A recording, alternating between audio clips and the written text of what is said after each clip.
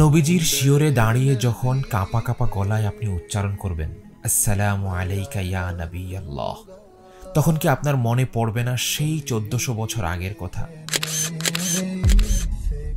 যখন তিনি এখানটিতে বসেই কথা বলতেন তার প্রিয় সাহাবীদের সাথে? যখন আপনি হেঁটে যাবেন মসজিদে নববীর কাতার ধরে, তখন কি আপনার হৃদয়ে উঁকি দেবে না সেই সময়ের কথা, যখন এই ঘরটি গম গম করত নবীজির মধুময় খুতবার আওয়াজে, যার উপর দুরূদ পড়লে আল্লাহ খুশি হন, রহমত দেন, গুনাহ মাফ করেন, মর্যাদা বাড়িয়ে দেন, এবং যাকে তার জীবদ্দশাতেই কাছে ডেকে দিয়েছিলেন নিজের দিদার লাভের অপার সুযোগ, সেই মহামানবের রওজা শরীফের কাছাকাছি যখন যাবেন আপনি, কেমন জোয়ার আসবে আপনার হৃদয় সমুদ্রে ভেবেছেন কখনো? আমাদের কত স্বপ্ন ইউরোপ আমেরিকা নিয়ে, কত শখ বরফের দেশ সুইজারল্যান্ড আর ভূস্বর্গ কাশ্মীর ভ্রমণের, কিন্তু কখনো কি নবী প্রেমের দোতনা অনুরণিত হয়েছে আপনার হৃদয় ক্যানভাসে? নবীজির মৃদু মৃদু কথা, উচ্চারণ ভঙ্গিমা, সান্নিধ্যের উষ্ণতা, হেঁটে চলার ব্যঞ্জনা চোখটা বন্ধ করে কল্পনা করেছেন কখনো? ভেবেছেন কখনো কি জাদুর পরশ বুলিয়ে দিয়েছিলেন তিনি তার চতুর্পাশে, যার দরুন যেই আসতো তার কাছে সেই অনুভব করত এক শান্তি সুখের অনাবিল আনন্দ? কি ছিল তার পরশে?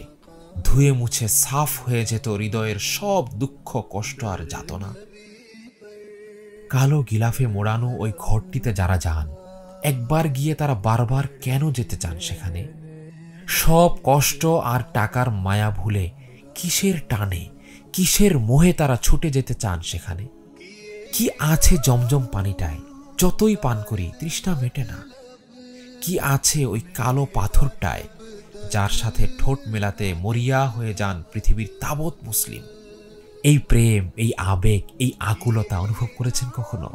বা যারা অনুভব করেছেন তাদের হৃদয়ের ব্যাকুলতা ঘোর লাগা সফরের বর্ণনায় মজেছেন কখনো? সম্প্রতি আরিফ আজাদ ভাই লিখেছেন তার ওমরা সফরের গল্প। পড়তে গিয়ে মনে হবে যেন আপনি তার সাথেই হেঁটে চলেছেন মাতাফে, সাফা মারোয়ার সাই পথে, তায়েফে, মদিনায়, রওজা শরীফের সামনে ও মসজিদে নববীর বারান্দায়। বর্ণনার আবেশে আপনি হারিয়ে যাবেন সেই 1400 বছর আগের মদিনায়।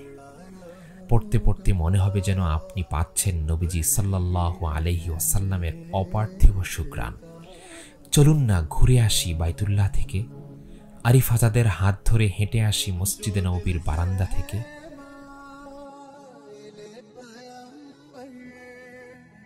ये उसकी पहचान